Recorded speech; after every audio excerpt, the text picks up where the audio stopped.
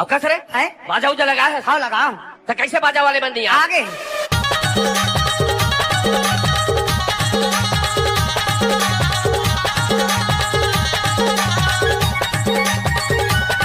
बड़ी वाली मच्छर चाप सीरीज का कॉलेज में आता गाड़ी भर मत दे भाई डीजे बल्लू धुबे जल्दा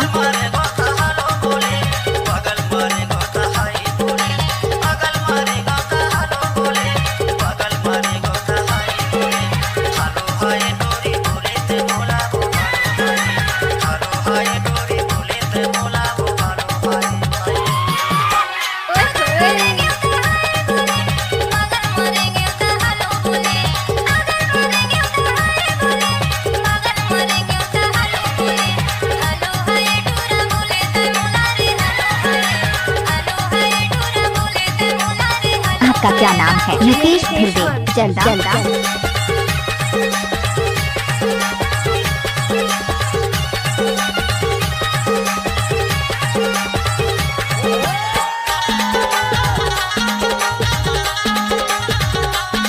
इलाका किसी का भी हो लेकिन धमाका बल्लू भाई का होगा। डीजे बल्लू चंद्रिया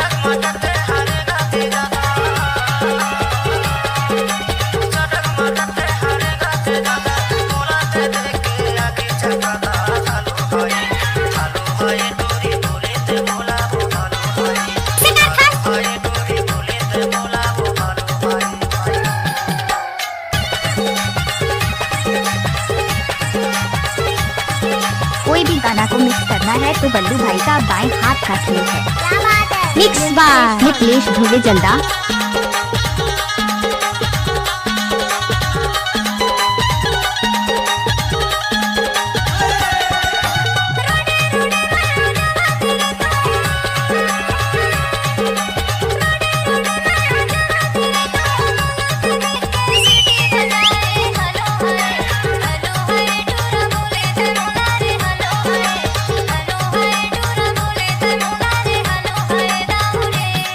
दोस्तों हमारे चैनल में नए हैं तो बल्लू भाई इस चैनल को लाइक करें और शेयर करना ना भूलें। धन्यवाद।